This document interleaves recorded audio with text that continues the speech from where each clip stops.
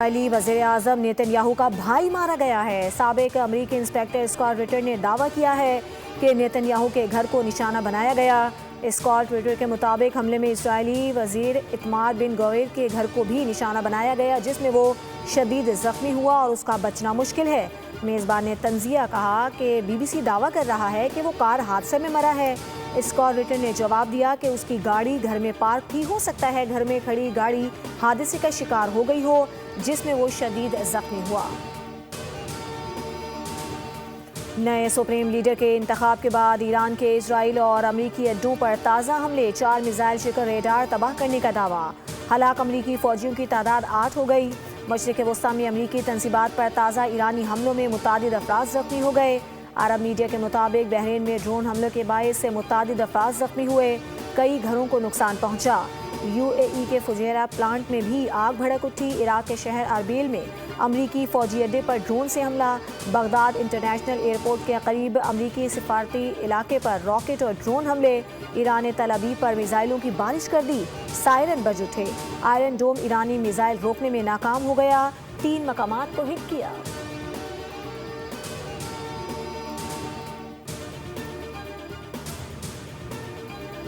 وزیر اعظم نے خطے کی کشیدہ صورتحال کے باعث کفایت واری اقدامات کا اعلان کر دیا۔ سرکاری اور نجی دفاتر میں ہفتے میں 3 چھٹیاں، 50% عملے کو ورک فرام ہوم۔ اسکولوں میں 2 ہفتوں کی تعطیلات کا اعلان۔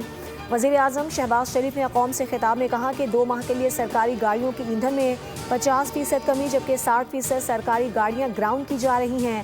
کابینہ کے تمام ارکان، وزراء، مشیر رضاکارانہ طور پر 2 ماہ کی تنخواہ نہیں لیں گے۔ ارکان پارلیمنٹ کی تنخواہوں میں بھی 25% کٹوتی کی جا رہی ہے۔ گورنرز، سرکاری افسران، مشیران اور وفاقی اور صوبائی وزراء کے بیرون ملک دوروں پر پابندی عائد کر دی گئی ہے۔ حکومت نے حالیہ دنوں تیل کی قیمتوں میں اضافہ دل پر پتھر رکھ کر کیا۔ آنے والے دنوں میں پیٹرول مزید مہنگا ہوگا۔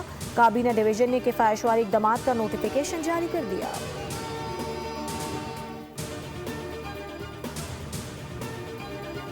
وزیر اعلیٰ پنجاب مریم نواز کا جنگی صورتحال پر غیر معمولی اقدامات کا اعلان۔ پیٹرولیم بحران کے خاتمے تک صوبائی وزراء کے لیے سرکاری فیول بند کرنے کا فیصلہ۔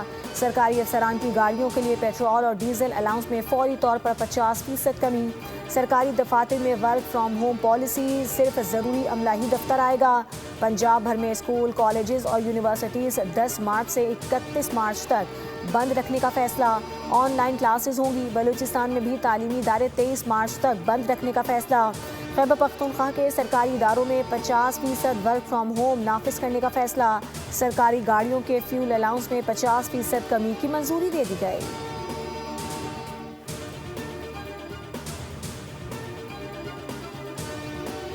روس، چین، شمالی کوریا اور آذربائیجان کے نئے ایرانی سپریم لیڈر مجتبیٰ خامنہئی کو منتخب ہونے پر مبارکباد۔ اپنے پیغام میں روسی صدر پوٹن نے کہا کہ مجھے یقین ہے کہ آپ وقار کے ساتھ اپنے والد کے کام کو جاری رکھیں گے اور سخت آزمائشوں کے دوران ایرانی قوم کو متحد رکھیں گے۔ چینی صدر شی جن پنگ نے کہا کہ ایران کے نئے سپریم لیڈر کی تقرری کا فیصلہ بھی ایران نے اپنے آئین کے مطابق کیا۔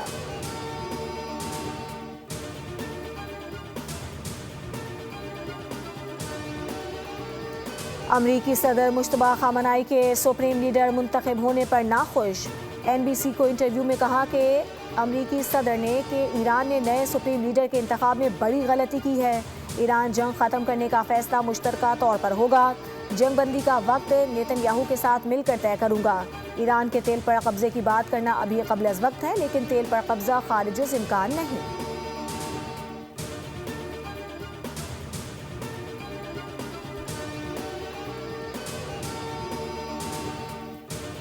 اور ایران کے خلاف جاری کشیدہ حالات نے دنیا کی بڑی اسلحہ ساز کمپنیوں کے منافع کو آسمان تک پہنچا دیا۔ ماہرین کے مطابق جنگ کی وجہ سے جدید ہتھیاروں کی مانگ میں بے پناہ اضافہ ہوا، جس سے امریکہ اور اسرائیل کی دفاعی صنعت کو بڑا فائدہ پہنچ رہا ہے۔ الجزیرہ کی رپورٹ کے مطابق امریکی صدر نے دفاعی کمپنیوں کے سربراہان کے ساتھ اجلاس کر کے ہتھیاروں کی پیداوار بڑھانے پر اتفاق کیا۔ اربوں ڈالر کے آرڈرز کی مالیت بعض ممالک کی مجموعی قومی آمدنی کے برابر ہے، تاہم ماہرین کہتے ہیں کہ یہ منافع انسانی جانوں اور عالمی امن کے لیے ایک سوالیہ نشان بھی ہے۔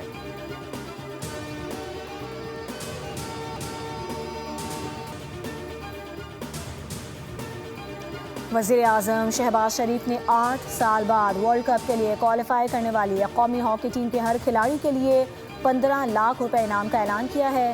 گرین شرٹس نے مصر میں ہونے والے کوالیفائرز میں شاندار کارکردگی کا مظاہرہ کرتے ہوئے میگا ایونٹ کے لیے کوالیفائی کیا تھا۔ وزیر اعظم نے ٹیم کی کارکردگی کو سراہتے ہوئے کہا کہ یہ انعام کھلاڑیوں کی محنت، لگن اور کھیل سے وابستگی کا اعتراف ہے۔ قومی ٹیم کی کارکردگی نے ہاکی شائقین میں نیا جوش اور ولولہ پیدا کیا ہے۔ یہ انعام ان کی ثابت قدمی کا منہ بولتا ثبوت ہے۔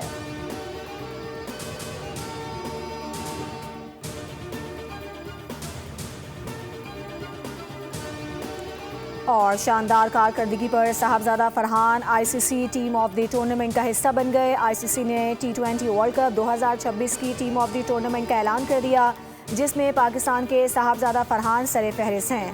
نوجوان بیٹر ٹورنامنٹ کے 7 میچز میں 383 رنز بنا کر ٹاپ سکورر رہے۔ ٹیم آف دی ٹورنامنٹ میں بھارت کے 4، انگلینڈ اور جنوبی افریقہ کے 2-2، زمبابوے اور ویسٹ انڈیز سے 1-1 پلیئر شامل کیا گیا ہے۔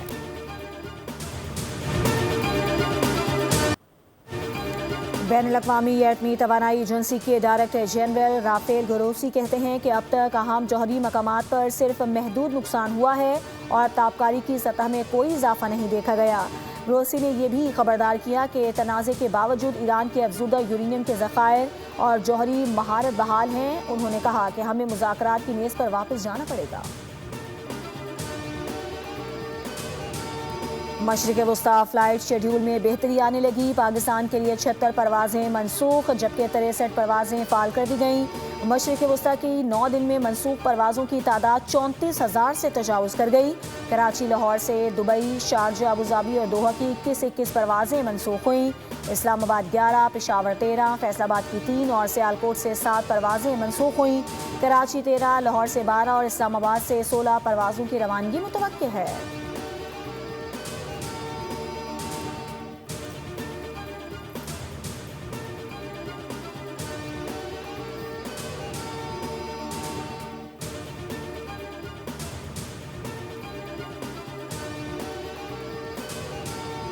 افغان طالبان اور فتنہ الخوارج کے خلاف پاک فوج کی جوابی کارروائیاں جاری۔ شمال اور جنوبی وزیرستان سے ملحقہ افغان طالبان کی پوسٹ کو نشانہ بنایا گیا۔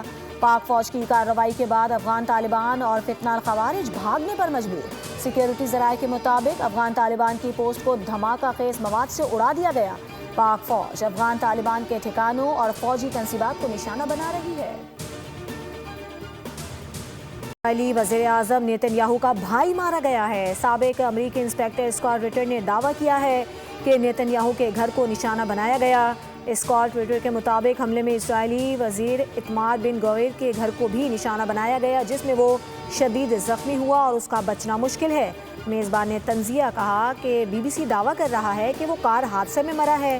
اسکاٹ رٹر نے جواب دیا کہ اس کی گاڑی گھر میں پارک تھی، ہو سکتا ہے گھر میں کھڑی گاڑی حادثے کا شکار ہو گئی ہو جس میں وہ شدید زخمی ہوا۔ نئے سپریم لیڈر کے انتخاب کے بعد ایران کے اسرائیل اور امریکی اڈوں پر تازہ حملے، 4 میزائل شکن ریڈار تباہ کرنے کا دعویٰ۔ ہلاک امریکی فوجیوں کی تعداد 8 ہو گئی۔ مشرق وسطی میں امریکی تنصیبات پر تازہ ایرانی حملوں میں متعدد افراد زخمی ہو گئے۔ عرب میڈیا کے مطابق بحرین میں ڈرون حملوں کے باعث سے متعدد افراد زخمی ہوئے، کئی گھروں کو نقصان پہنچا۔ UAE کے فجیرہ پلانٹ میں بھی آگ بھڑک اٹھی۔ عراق کے شہر اربیل میں امریکی فوجی اڈے پر ڈرون سے حملہ۔ بغداد انٹرنیشنل ایئرپورٹ کے قریب امریکی سفارتی علاقے پر راکٹ اور ڈرون حملے۔ ایران نے تل ابیب پر میزائلوں کی بارش کر دی، سائرن بج اٹھے۔ آئرن ڈوم ایرانی میزائل روکنے میں ناکام ہو گیا، 3 مقامات کو ہٹ کیا۔